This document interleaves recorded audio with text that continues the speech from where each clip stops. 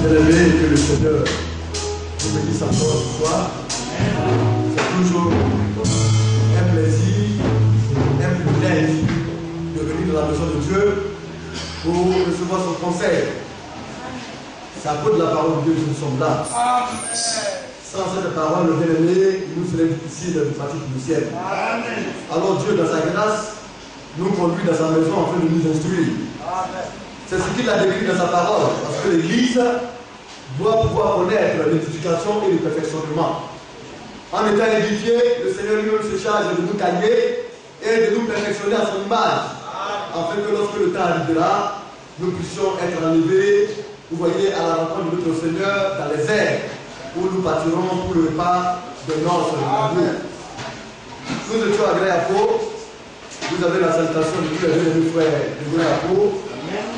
Ils aiment bien les frères et sœurs de l'église de Mancy. Et aussi nous rendons tout cela bien. Et notre prière, c'est que davantage les choses soient voyez rapides pour que le pasteur puisse y aller. C'est qu'on a pu constater, lorsqu'il n'y a pas un pasteur dans un milieu, c'est compliqué, c'est difficile.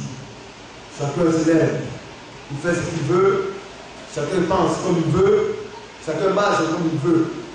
Or, lorsque nous décidons de venir dans la maison de Dieu, ces choses-là, nous devons pouvoir les abandonner.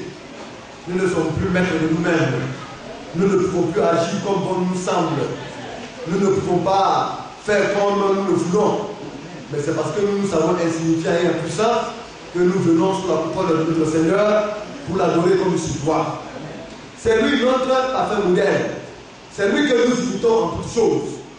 C'est pourquoi notre devoir c'est de prier davantage afin que le pasteur puisse y aller. Notre frère Boitini, il doit aller faire la menuiserie là-bas. Vous voyez, tantôt, il a un mal dans un endroit, quand ça finit, c'est comme on appelle ça, une pointe qui le pique. On ne sait pas ce qui se passe. Mais nous savons que notre Dieu est au-delà de toutes ces choses-là. C'est pourquoi nous devons le soutenir davantage dans la prière, afin que le Seigneur fasse que le pasteur puisse en faire aller les bêtes comme il se doit. Sans plus tarder, nous allons prendre nos Bibles dans le livre de 1 Corinthiens, le chapitre 10.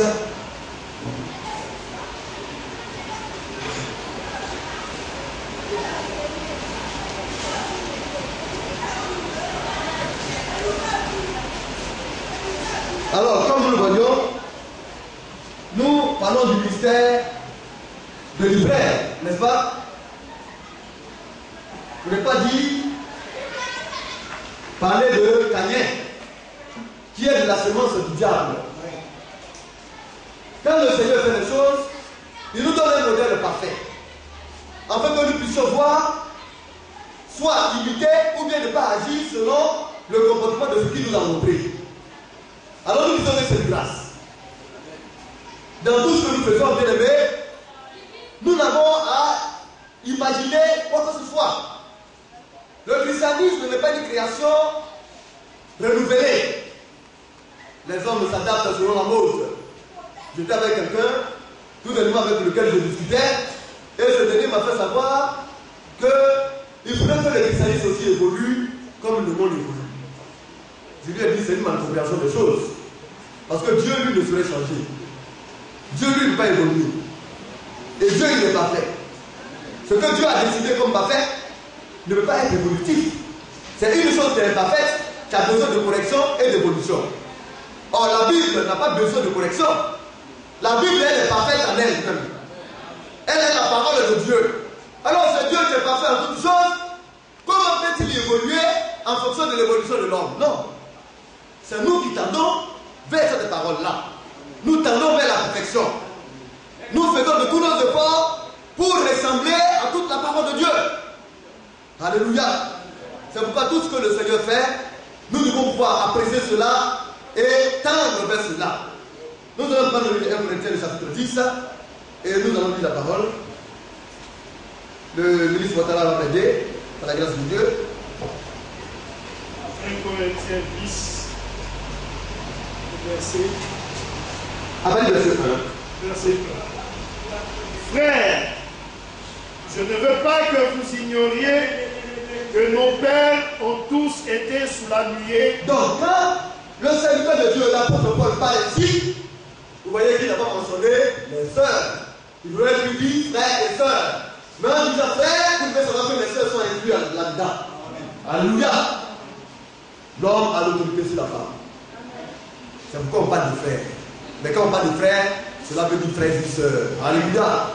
Parce que la lettre s'adresse à l'église, qui est composée de frères et de sœurs. N'est-ce pas? Alors il dit frères, je ne veux pas que vous ignoriez que nos pères ont tous été sur la nuée. Et ça, nous ne devons pas l'ignorer. Parlant d'Israël, n'est-ce pas? Oui, bien, nous continuons. Ils ont tous passé au travers de la mer. Donc, tous ont traversé la mer à sec. C'était glorieux. Oui, frère. Ils ont tous été baptisés en Moïse dans la nuée et dans la mer. Donc, en plus de cela, tous ont été baptisés en Moïse. Il n'y a pas un qui n'a pas été baptisé. C'est-à-dire, au travers de cela, tout Israël était reconnu comme enfant de Dieu. Entre guillemets. Alléluia. Parce que c'est le baptême qui donne la reconnaissance de Dieu vis-à-vis d'un individu. Quand tu es engagé, tu démontres au travers de cela que tu lui appartiens. Maintenant, être engagé et appartenir à Dieu est une autre chose. Si tu es engagé et que ton engagement est sincère et véritable, alors ton comportement va te montrer que réellement ton engagement est vrai et que tu appartiens à ce Dieu. Donc ils ont tous été engagés. Oui, frère. Ils ont tous mangé le même aliment spirituel. Donc, aujourd'hui, notre aliment spirituel, c'est la parole de Dieu. Nous avons l'aliment physique et l'aliment spirituel. L'aliment physique, c'est à fortifier le corps mortel, le corps physique que nous avons. Mais l'aliment spirituel, c'est à donner la vie à l'âme que nous avons afin de l'immortaliser. L'aliment spirituel, c'est la parole de Dieu, immortalise nos âmes, nous donne la vie éternelle. Et au niveau d'Israël, ils ont mangé cet aliment spirituel, la manne qui descendait du ciel. N'est-ce pas? Ils ont mangé cela. Dieu lui-même a suscité des aliments pour eux. Oui, frère. Et ils ont tous bu le même breuvage spirituel. Oui. Car ils buvaient à un rocher spirituel qui les suivait. Oui. Et ce rocher était Christ. Donc, en plus de cela, ils ont tous bu le même breuvage spirituel. Alléluia. Un breuvage spirituel. Ils ont bu à ce breuvage. Eux tous.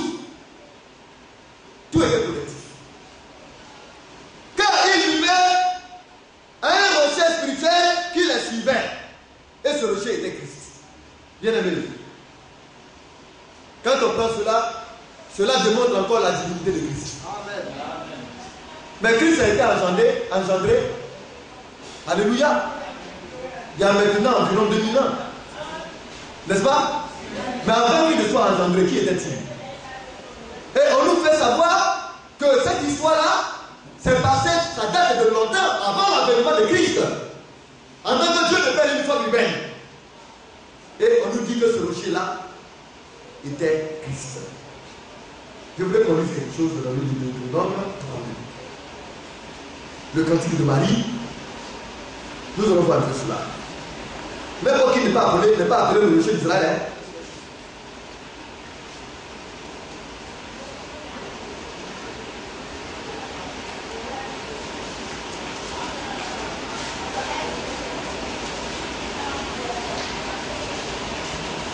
C'est cela.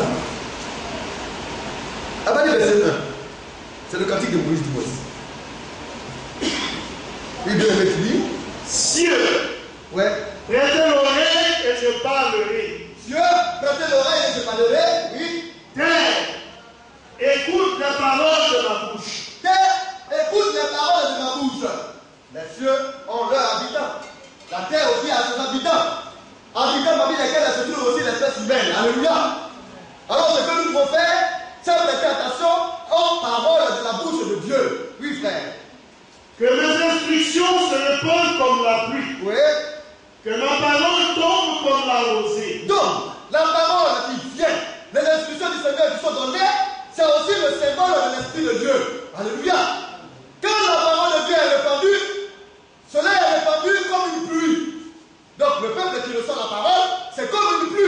reçoit. Qui le reçoit du moins ça? Alléluia.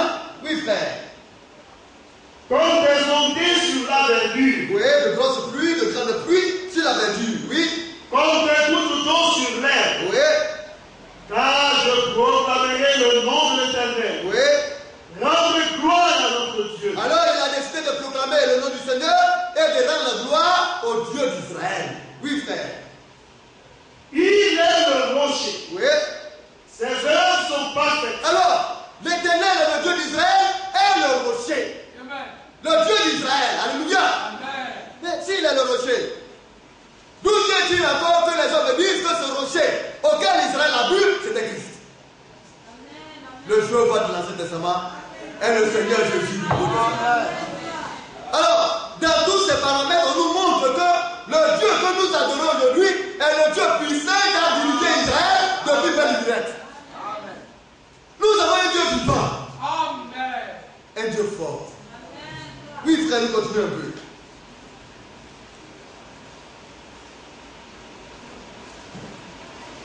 Verset 34 toujours. Oui, le verset 4. Oui, 34. Car Oui, toutes ses voies sont justes. oui.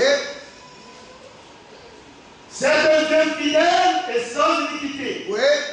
Il est juste et droit. Donc, notre Dieu est un Dieu fidèle.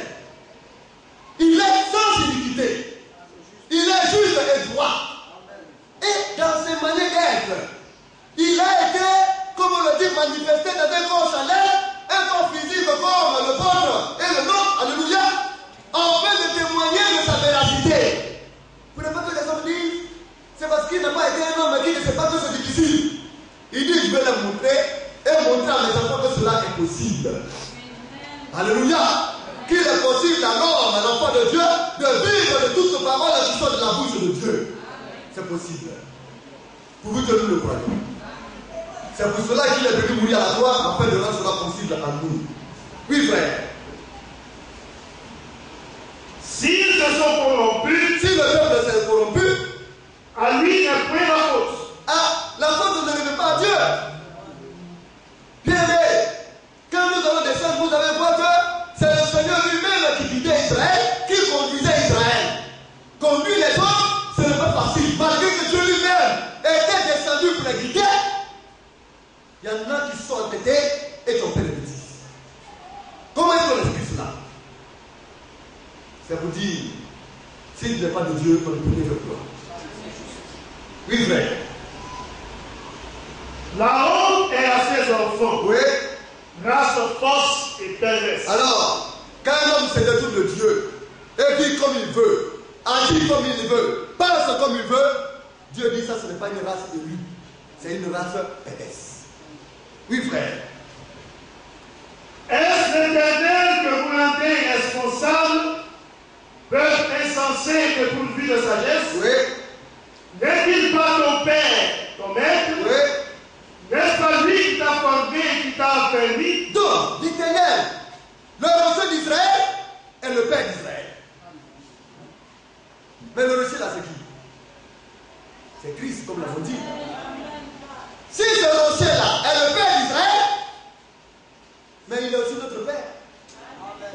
C'est ça ce titre, alléluia. C'est pourquoi il est Père au-dessus de nous tous. Oui, bien aimé, nous continuons. Nous allons lire rapidement. Et oui. N'est-ce pas lui qui t'a formé et qui t'a affermi? Oui. Rappelle à ton souvenir les anciens jours. Passe en revue les années, génération après génération. Interroge ton père et il te l'apprendra. Oui. Des vieillards et ils te le diront. Quand le Très-Haut donna un héritage aux nations, Lorsqu'il a distribué les terres aux nations, il a dit bon, comment on appelle ça, les anglophones, vous êtes ici, comment on appelle ça, l'arabe, vous allez prendre le territoire. Alors Dieu a partagé le monde aux hommes. Et quand il a regardé cela, il dit il faudrait que je prenne un peuple qui m'appartient en propre. Ça c'est ma part, mon héritage. Et Dieu a choisi Israël. Oui, frère, nous continuons.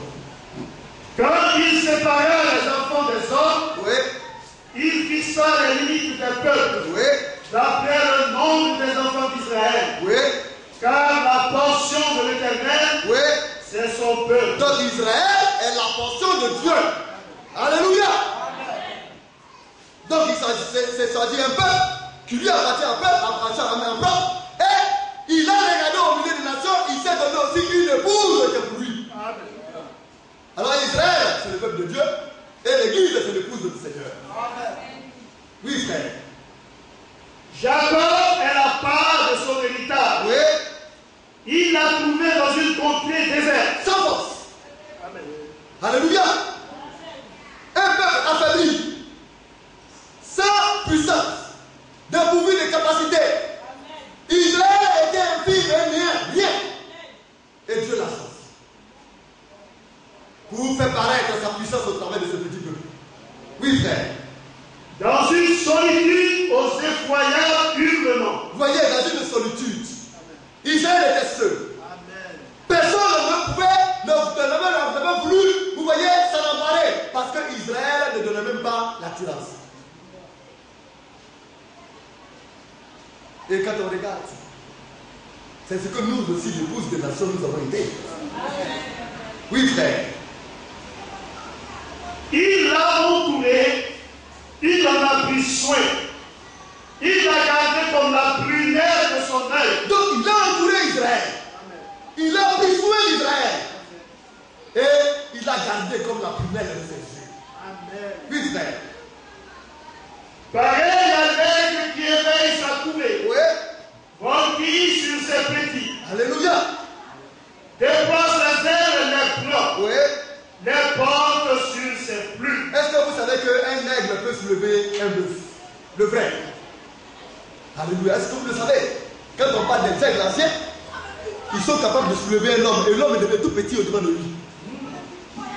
Et l'aigle, quand il survole sa couvée, quand il veille sur ses enfants, il faut t'amuser pour te rapprocher. C'est très redoutable. C'est pourquoi notre Dieu est appelé l'aigle Jéhovah. Il veille sur nous. Alléluia. Oui, frère. L'Éternel seul a conduit son peuple. Oui. Et il n'y avait avec lui aucun Dieu étranger. Alors, lui seul, il a conduit son peuple. C'est vrai, il a choisi un prophète, Moïse. Mais ce n'est pas Moïse en tant que tel qui conduisait le peuple d'Israël. C'est Dieu lui-même qui conduisait son peuple. Alléluia. Bien-aimé, quand Dieu conduisait son peuple, qu'est-ce qui s'est passé? Il lui a donné les règles à suivre. Voilà le chemin que vous devez emprunter. Moïse, frappe la mer rouge. Moïse ne fait pas la mer rouge. La mer rouge se partagea. Alléluia, en deux battants. Moïse fait traverser mon peuple. C'est Dieu qui conduisait son peuple. Ils ont traversé à sec. Ils ont été baptisés en Moïse sous la nuée. Alléluia. Ils ont mangé des breuvages spirituels. Ils ont vu un rocher. L'Éternel est leur Dieu. Parce qu'il y avait le désert. Alléluia. Il y avait eu des rochers qui étaient là partout, un peu partout. Le peuple mourait de soif. Et a commencé à crier à Dieu. Alors Dieu a dit à Moïse, Moïse, frappe ce rocher là. Il y avait beaucoup de rochers. Hein? Mais ce n'est pas tous les rochers que le pouvait sortir. C'était le rocher choisi par Dieu. Et lui-même il était dans ce rocher là. Et ce rocher là c'était Christ. Et quand Moïse a frappé le rocher, l'eau, alléluia, l'eau, comme on le dit, altera, est sortie et le peuple a pris. C'était Dieu qui faisait cela. Parce que lui-même il conduisait son peuple. Mais malgré cela, qu'est-ce qui s'est passé? Frère, nous allons retourner dans 1 Corinthiens. Le verset 3. Chapitre 10, le verset 3. 1 Corinthiens 10. Le verset 3. Oui. Qu'ils ont tous mangé le même aliment spirituel et qu'ils ont tous bu le même breuvage spirituel, car ils buvaient un rocher spirituel qui les suivait. Donc, oui.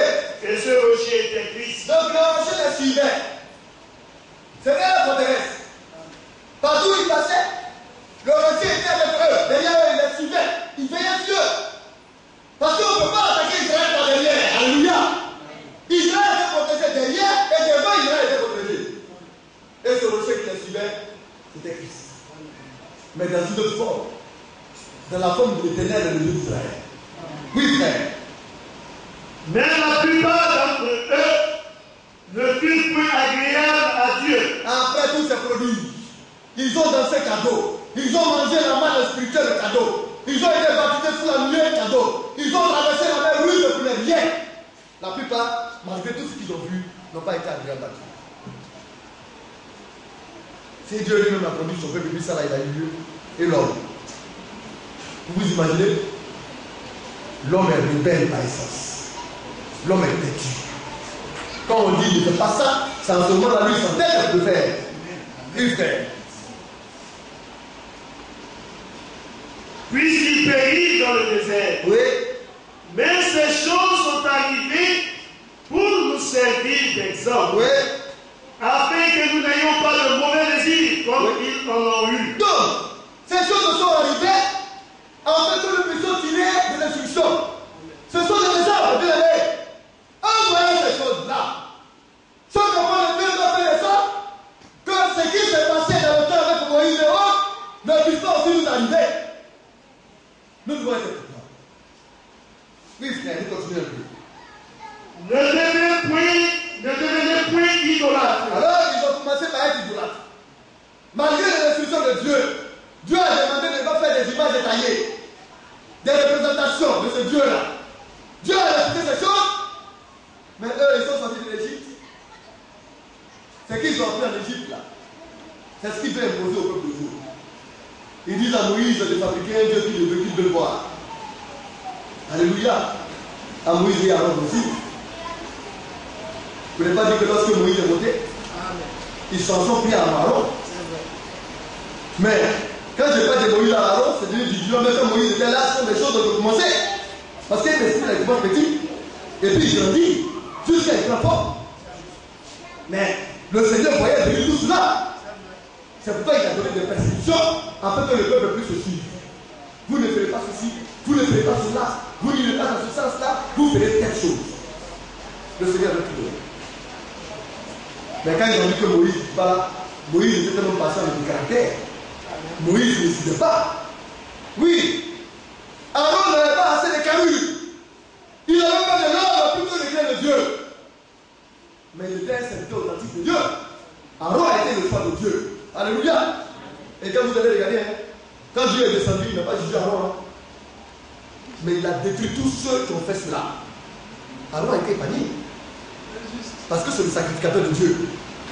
Dieu règle avec Aaron.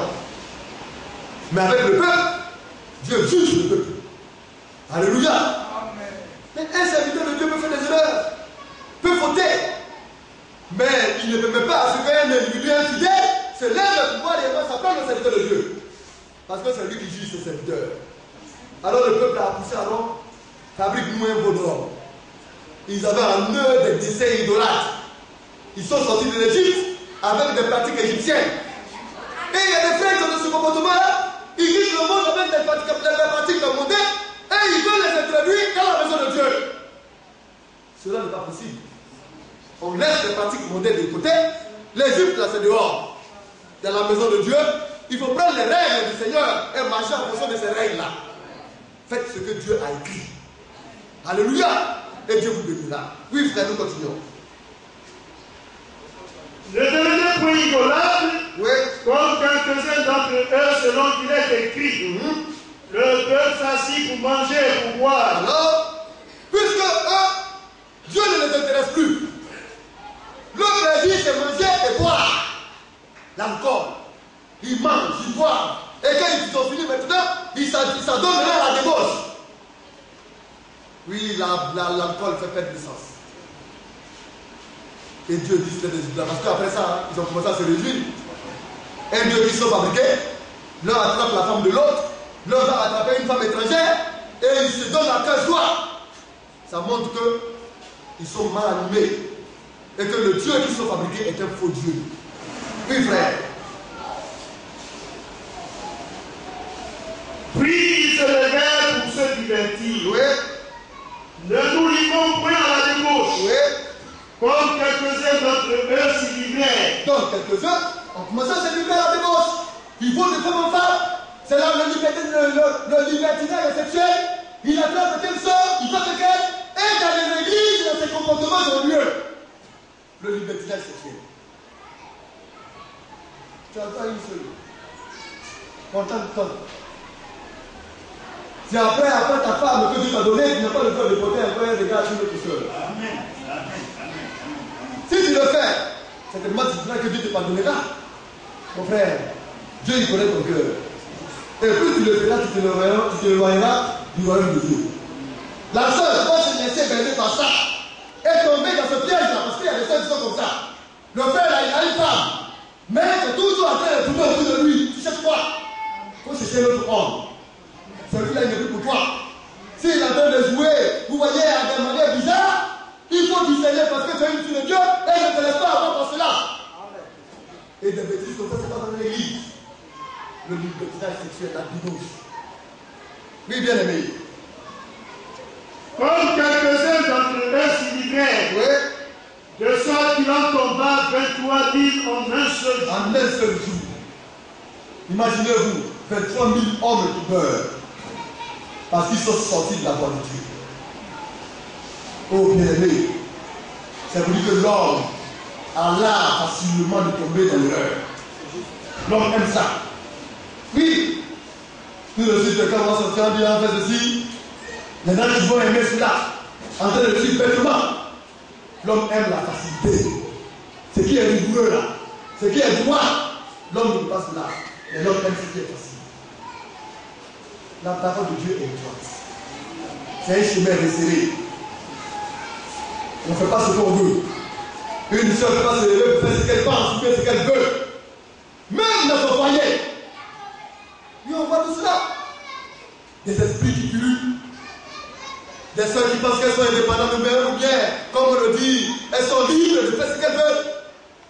Même si tu dois acheter un pan, tu dois demander cela à ton frère. Tu n'es pas te lever pour faire parce que tu as envie de faire. Dieu a mis un maître sur toi. C'est comme nous. On se lève, on veut faire quelque chose sans avoir interrogé le Seigneur. C'est pas possible. Un chrétien, avant de faire une chose, doit interroger le Seigneur. Donc quand Dieu te donne un mari, tu n'es pas libre de faire ce que tu veux. Parce que c'est lui qui est ton chef. Celui-là que Dieu a établi sur toi. Alléluia. Et le peuple s'est mis avec ce qu'il veut. Alors qu'ils ont l'air Dieu qui veille sur eux en haut de les cieux. Oui, frère. Ne tentons point le Seigneur comme le tentèrent quelques-uns d'entre eux qui périrent par les serpents. Ne murmurez point comme murmurèrent quelques-uns d'entre eux qui périrent par l'exterminateur. Alors, il y a une chose encore que Dieu n'aime pas, les murmures. On se met là dans ce coin et puis on murmure. On murmure sur les serviteurs de Dieu. On commence à parler sur eux. Maintenant, Dieu ne dit pas, mais il t'écarte. Mais tu es libre. Maintenant, les serviteurs de Dieu, ils sont aguerris. Tu as murmuré, ils sont pas, ils font leur travail. Mais toi, où tu t'en vas? Si tu ne comprends pas quelque chose, viens et interroge-les.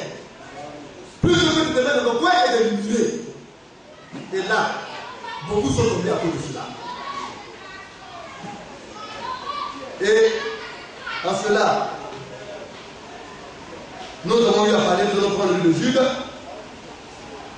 avant d'aller voir le comportement de Caïn.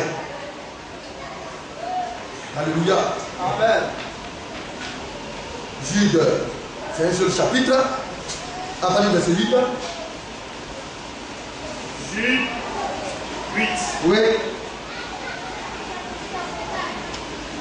Malgré cela, ces hommes aussi, entraînés par leur rêverie, souillent pareillement leur chair, méprisent l'autorité et injurient les gloires. Oui. Or, l'archange Michel, lorsqu'il contestait avec le diable et lui disputait le corps de Moïse, n'osa pas porter contre lui un jugement injurieux, Oui. mais il dit que le Seigneur te réprit. Vous voyez, au niveau des miracles, Moïse a été un des serviteurs de Dieu que le Seigneur a utilisé puissamment. Moïse a été l'un des serviteurs de Dieu, il n'est pas dit le serviteur de Dieu, à qui Dieu a parlé de bouche à bouche et d'oreille à oreille. Et quand Moïse est mort, le diable a voulu maintenant exposer son corps. Comme le Seigneur connaît toutes choses, et même il sonde les pensées de tous, même de tous les anges, parce que c'est lui qui les a créés, a vu le dessein unique du diable. Il allait prendre le corps de Moïse, ils allaient faire le caveau de Moïse, et puis ils allaient partir maintenant chaque année à adorer Moïse. Parce que Dieu l'a utilisé pour ça. Alors Dieu n'a pas permis qu'il trouve le corps de Moïse. Et c'est ce corps de Moïse qui a été disputé entre l'archange Michael et Satan, le diable. Alléluia. Et il a réprimé au nom du Seigneur. Aujourd'hui, il y a des hommes qui adorent le monde. Le frère Philippe me disait cela, qu'il a pris des choses sur Internet. Ses frères-là baptisent au nom de William Branham. Ses frères font tout dans l'église au nom de William Branham. Ils prient au nom de William Branham. Ils sont en train d'adorer le prophète de Dieu. Mais lorsqu'on lit les écrits de William Branham, il s'est réfugié contre ces choses-là. Il est allé contre ces choses. Et malgré cela, malgré tout ce qu'il a eu à donner comme avertissement, il y en a aujourd'hui, et ils sont nombreux. Ils venaient de cette période. L'action du diable continue. Les hommes sont venus. Mais les enfants, les fils et les véritables filles de Dieu sont épargnés par cette situation. Oui, frère, nous continuons. Et au contraire, Oui. ils parlent d'une manière injurieuse de ce qu'ils ignorent. Oui. Et ils se corrompent dans ce qu'ils savent naturellement comme les brutes. Alléluia. Alors, vous allez les reconnaître. Quand vous voulez me changer sur le conseil de Dieu, ils vont vous donner leurs habits, sans habits publics. Et quand lorsqu'ils voient qu'ils vont vous donner des preuves, ils deviennent violents. Ils deviennent arrogants. Ils sont prêts même à laisser même les Bibles de côté et on vous commence à vous louer le coup de poing. Vous n'avez pas. Parce qu'ils sont charnels.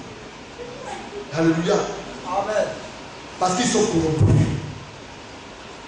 Oui, frère, nous continuons. Malheur à eux, car ils ont suivi la voie de Caïn. Oui. Ils se sont jetés pour un salaire dans l'égarement de Balaam. Oui. Ils se sont perdus par la révolte de Corée. Donc, trois personnages très importants. Les fils de l'hiver. Malheur à eux. Ils ont suivi la voie de Caïn. Nous allons retrouver de quoi Caïn. Dans le livre de Genèse 4.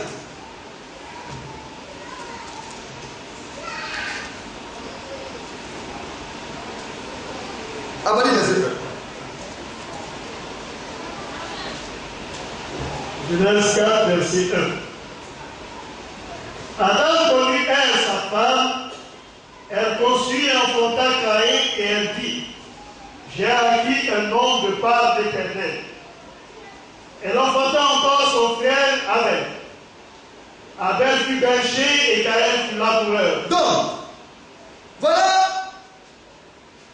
les créatures de Dieu, les premières créatures, Adam et Ève, sa femme. Adam est allé vers Ève, sa femme, et les deux ont eu Caïn, lui Abel. C'était des faux juifs. Alléluia. Nous en parlons. Et les deux avaient des travails, comment on appelle ça, des fonctions différentes. Abel, lui, a décidé d'être berger, et Caïn a décidé d'être laboureur. Le premier cultivateur du monde, c'est Caïn. Avant, Adam et Ève ne cultivaient rien. Adam lui-même ne cultivait rien. Tout était là. Il veillait sur cela. Alléluia. Celui-là qu'il utilisait pour travailler, c'était le serpent ancien. Mais après le péché, Il a fallu que chacun se nourrisse. Le premier cultivateur, après Abel, comment on appelle ça, après la chute, après, au niveau de leur enfant, ce fut Caïn. Il était cultivateur, laboureur, n'est-ce pas? Nous continuons de le faire. Au bout de quelques temps, Oui. Caïn fit à l'Éternel une offrande des fruits de la terre. Alors, après, au bout de quelques temps, Caïn s'est levé. C'est le premier.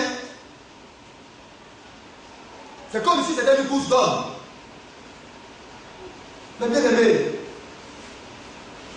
ce que tu as peut ne pas être forcément ce qui est agréé. Alléluia. Tu peux avoir des légumes, des tomates, tout cela. Mais tu veux préparer à manger. Tu seras obligé d'aller chercher ce qui manque chez toi. Ailleurs. La viande, maintenant, tu veux ça où? Il faudrait que tu ailles t'aider afin que ton frère te donne la viande et que toi aussi tu lui donnes des tomates et des légumes. Avant, c'est ce qu'on appelle le troc, les échanges. Mais il faut beaucoup d'unité. Ce n'est pas dire que forcément ce que tu as, quand Dieu va venir demander quelque chose, là, c'est forcément ce que tu as, tu vas demander. Si Dieu te demande une chose que tu n'as pas, va sur celui-là qui a. C'est pourquoi, étant enfant de Dieu, nous devons éviter une chose, la précipitation. Et c'est ce que Caïn a fait. Il s'est précipité. Frère, nous allons lire le Proverbe 11, le Proverbe 21, rapidement, le verset 5.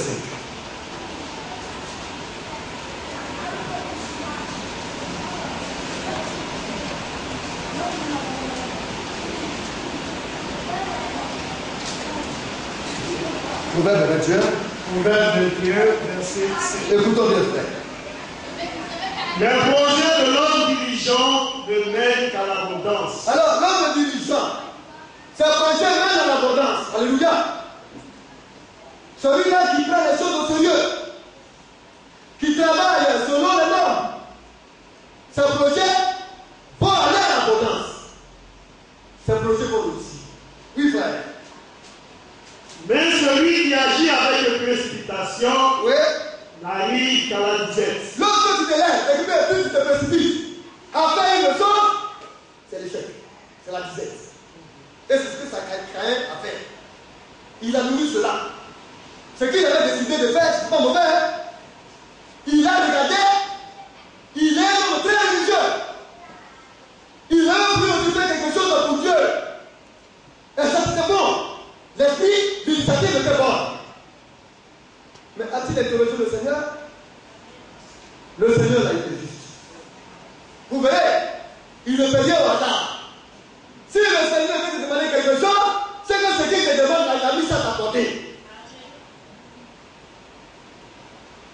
Oui, frère, nous continuons un peu. Même celui qui agit avec précipitation n'arrive qu'à la disette. Oui, nous allons descendre maintenant au verset du chapitre 19, toujours le proverbe, et lui le verset 2 au verset 3.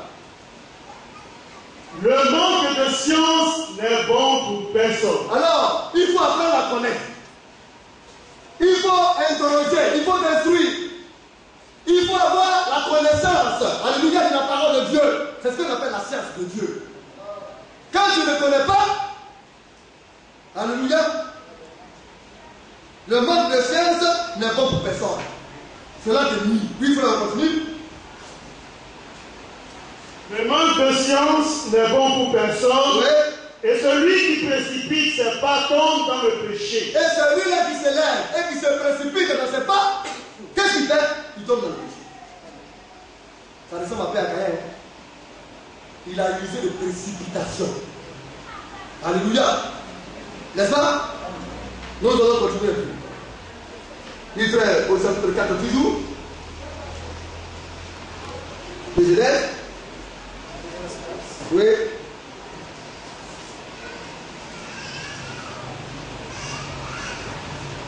Le verset 4.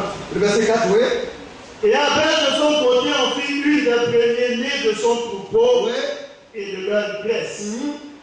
L'Éternel porta un regard favorable sur Abel et sur son offrande. Oui. Mais il ne porta pas un regard favorable sur Caïn et sur son offrande. Oui. Caïn fut très irrité et son visage fut abattu. Alléluia. Caïn, comme le Seigneur n'a pas jeté un regard sur son offrande, Caïn s'est fâché.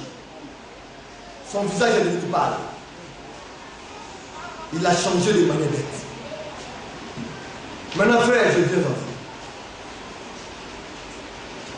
Caïn et Abel étaient des frères. De la même mère, pas de même père. Ça, nous le savons tous. N'est-ce pas? Mais Caïn et Abel ont été élevés par qui? Par Adam et Ève. Adam et Ève, normalement, leur ont enseigné ensemble tous deux les règles de Dieu. Un enfant, ça s'instruit. Quand il est tout petit, il ne peut pas décider de lui-même. Mais il écoute son père et sa mère. Les choses de Dieu ne vivent pas au hasard. Alléluia. Mais Dieu décide d'abord, Dieu prend le soin de donner à ses enfants d'éduquer leurs enfants dès le bas âge. Maintenant, dans l'éducation de Dieu, il y en a qui sont indifférents, et puis il y en a qui sont, comme on le dit, bien disposés. Caïn était indifférent et Abel était disposé. Frère, nous allons lire le chapitre de 21 de Proverbe. Proverbe, le chapitre du verset 4. À partir du verset 1. Proverbe 4, verset 1. Oui. Écoutez, les fils, l'instruction des pères, et soyez attentifs pour connaître la sagesse. Écoutez les fils, l'instruction d'un père, et soyez attentifs pour connaître la sagesse. C'est bien aimé. Un fils, un bon fils, il écoute. Et quand le temps arrive, il utilise ce qu'il a reçu de son père et de sa mère et il applique. Mais ce n'a pas été le cas de Caïn. Alléluia. Oui, frère, nous continuons un peu. Car je vous donne de bons conseils. Oui. Ne rejetez pas mon enseignement. Donc Adam, c'est tellement à donner des conseils à ses enfants. Quand même qu'un n'est pas biologique. Ça veut dire qu'il y a un qui ne veut pas de lui. Vous voyez, il a donné le conseil. Car je vous donne de bons conseils. Ne rejetez pas mon enseignement. Mais aujourd'hui, c'est ce qui se passe. Le frère Guillaume, il a ses enfants. Mais en tant qu'un bon père, il est censé les éduquer. Parce qu'à jusqu'à un certain âge, l'enfant est sous la dominance des parents. Caïn a été un enfant. Mais a-t-il prêté attention à la voix de Dieu? Quand la Bible nous révèle ces choses, nous pensons que c'est un jeu. Depuis son bas âge, il était rebelle à la voix de Dieu. L'enfant laisse déjà voir par ses actions ce qu'il sera demain. Et Dieu ne ment pas. Alléluia. Mais c'est ce qu'il a été tout petit, qu'il a cultivé, qu'il est en train de le manifester maintenant. Vous ne pouvez pas dire qu'il a manifesté. Oui, frère, nous continuons un peu. Oui. Nous allons continuer de lire. Verset 4. Non, verset 3. Verset 3. Oui. J'étais un fils pour mon père. Oui. Un fils tendre et unique auprès de ma mère. Donc, il était un fils tendre et unique. Quand on n'en vient pas d'un fils tendre, il est réceptif. Il est disposé à écouter. Il est disposé à obéir, à faire ce que Dieu demande, ce que son père et sa mère demandent. Et ce fut le cas de Abel. Abel a été tendre. Oui, frère. Il m'instruisait alors et il me disait, Oui. que ton cœur retienne mes paroles. Alors, un bon père, c'est cela. Il instruit ses enfants et il indique la voie. Retenez les paroles de mes enfants. Enseignez la parole de Dieu à vos enfants. Alléluia. Nous devons les instruire ainsi. Oui, frère. Observe mes préceptes et tu vivras. Alors, si tu veux vivre, observe les préceptes de Dieu. Oui, frère. Acquiert la sagesse. Acquiert l'intelligence. Oui. N'oublie pas la parole de ma bouche et ne t'en détourne pas. Donc, tout petit, dans le bas âge, écoutant son père, on acquiert la sagesse et l'intelligence. On apprend à obtenir cela. On y travaille. Donc, l'enfant tout petit, on lui indique la voie. Voilà le chemin de la sagesse. Voilà ce qui signifie la sagesse. L'intelligence, c'est Dieu qui la donne. Quand tu as l'intelligence de Dieu, tu t'éloignes de ce qui est mal et tu vas vers ce qui est bien. On apprend cela aux enfants. Oui, frère. Ne l'abandonne pas, Oui. et elle te gardera. Aime-la, et elle te protégera. Donc, la parole que nous écoutons, si nous ne l'abandonnons pas, elle nous garde. Alléluia. Si nous l'aimons, elle nous protégera. C'est le secret de la survie. La protection en Dieu, c'est cela. Aimer la parole pour être protégé. Oui, frère. Voici le commencement de la sagesse. Oui. Acquiert la sagesse. Vous êtes sage pour commencer. Acquiert la sagesse. Or, nous savons que le commencement de la sagesse, c'est le commencement de la science. Alléluia. Plus tu apprends la connaissance de Dieu, plus tu deviens sage. Oui, frère. Et avec tout ce que tu possèdes, acquiert l'intelligence. Donc, l'intelligence. Avec tout ce que tu possèdes, avec ton argent, achète des documents bibliques, achète la Bible. Alléluia. Achète les éléments, les choses, fais de sorte que ton enfant soit dans un cadre disposé pour recevoir le conseil de Dieu. Oui, frère. Exacte-la, Oui. et elle t'élèvera. Oui.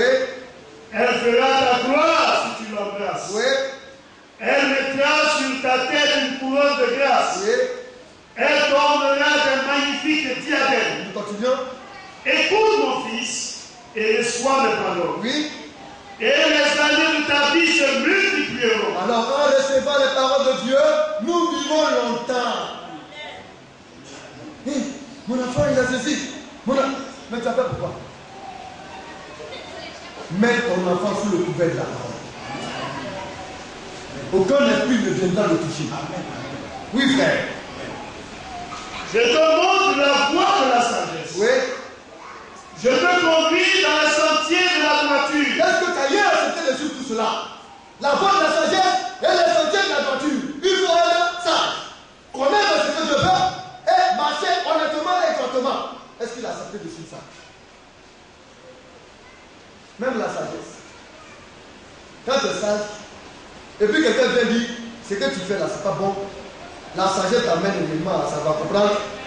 Et après, aller maintenant réfléchir pourquoi on a rejeté ça. Il a refusé. Adam, en tant qu'un bon père, leur a donné toutes ces choses. Alléluia. Oui, frère. Si tu marches, ton pas ne sera point gêné. Oui. Et si tu cours, tu ne chancelleras point. Oui. Mieux est l'instruction, ne t'en dessaisis pas. Donc, si tu marches, tes poings ne seront point gelés. Quand tes pieds sont gelés, tu tombes. Mais parce que tu as reçu l'instruction, tu marches à l'aise. Alléluia. À part qu'annoncer et récupérer, tu es serein. Tu as l'assurance de ce que tu es en train de faire. Tu marches dignement. Oui, frère. Et si tu cours, Oui. tu ne chancelleras point. Retiens l'instruction, ne t'en dessaisis pas. Oui. Garde-la, Oui. car elle est ta vie. Retiens l'instruction. Ne t'en dessaisis pas. Quand vous écoutez l'instruction, attrapez-la. Garde-la, car elle est ta vie. Mais,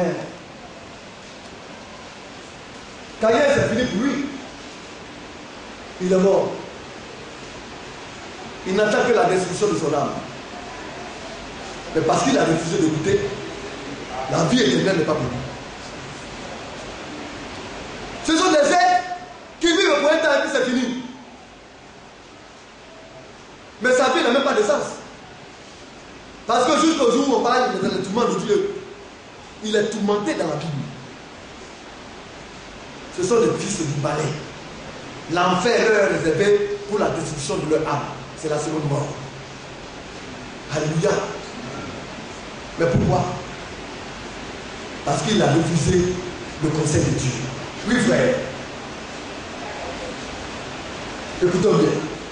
Chapitre 4. Oui. 14. Verset 14. Oui. N'entre pas dans le sentier des méchants et ne marche pas dans la voie des hommes mauvais. Oui. Évite-la, n'y passe point. Oui. Détourne temps et passe outre. Donc, n'entre pas dans les sentiers des méchants. C'est ce que Caïn a fait. Il est rentré dans les sentiers de la méchanceté. N'est-ce pas? Et ne marche pas dans la voie des hommes mauvais. C'est ce qu'il a fait. Mais quel est l'être le plus mauvais? C'est lui sur terre. N'est-ce pas? Satan a été déchu. Et Caïn a épousé sa manière de faire. Que tout le temps et passe outre. Oui, frère, tu vas lire un peu. Et puis, le temps est avancé, nous allons. Car il ne dormirait pas s'il n'avait fait le mal. Oui.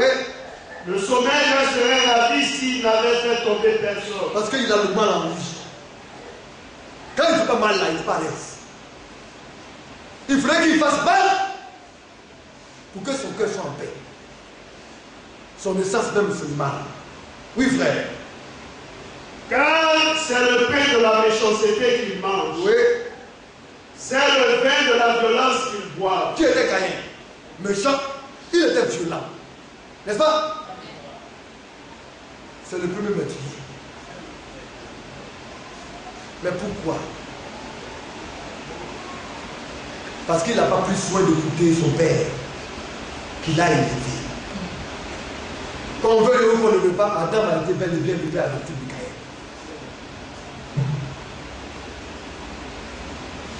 C'est pourquoi nous disons que les choses ne sont pas faites de manière hasardeuse. Hein? Nous, enfants de Dieu, on doit être prudents. Alors, comme on le voit, c'est le plus bête. Lui, frère, nous disons. La lumière, le sentier des justes, est comme la lumière resplendissante, Oui. dont l'éclat va croissant jusqu'au milieu du jour. Oui, continue. La La voix. voix des méchants est comme les ténèbres. Ils n'aperçoivent pas ce qui les fera tomber. Oui. Mon fils, Mon fils, sois attentif à mes paroles. sois attentif à mes paroles. Prête l'oreille à mes discours. En prédication, quand vous venez à l'église, alléluia. Et c'est ce que je fais. Comme mon père, il nous éduque. Il nous apprend à marcher comme des enfants bien-aimés de Dieu. Mais est-ce que nous mettons la force là? Dieu nous instruit. Nous grandissons. Et nous pouvons démontrer si nous y appartenons ou pas. Comme ce fut le cas de Caïn. Oui, frère, nous continuons à venir dans le Qui ne s'éloigne pas de tes yeux. Oui. Garde-les dans le fond de ton cœur. Car c'est la vie pour ceux qui les trouvent. Oui. C'est la santé pour tout leur corps. Garde ton cœur plus que toute autre chose. Garde ton cœur. Les mauvais esprits défilent à tout le rôle et cherchant à entrer à l'intérieur de toi. Le cœur doit être gardé. Oui, frère. Car de lui viennent les sources de la vie. Oui. Et garde de ta bouche la Ce fausseté. qui n'est pas bien. Ce qui est faux, tu le sais. Mais pourquoi est-ce que tu le confesses? Pourquoi est-ce que tu le dis? Pourquoi est-ce que tu adhères à cela? Les enfants de Dieu doivent écarter leur bouche de ce qui est faux. Amen. Or, ce qui est faux, c'est ce qui n'est pas public. Alléluia. Contentez-vous de ce qui est juste et bon. Oui, frère. Éloigne de tes lèvres les détours. Oui. Que tes yeux regardent en face. Oui. Et que tes paupières se dirigent devant toi. Oui. Considère le chemin par où tu passes. Est-ce que le chemin que tu empruntes est bon? Le chemin dans lequel tu marches aujourd'hui, est-ce que ce chemin est juste? Oui, frère. Et que toutes tes voies soient bien réglées. Bien-aimé, ça part de l'enfance jusqu'à l'âge mature.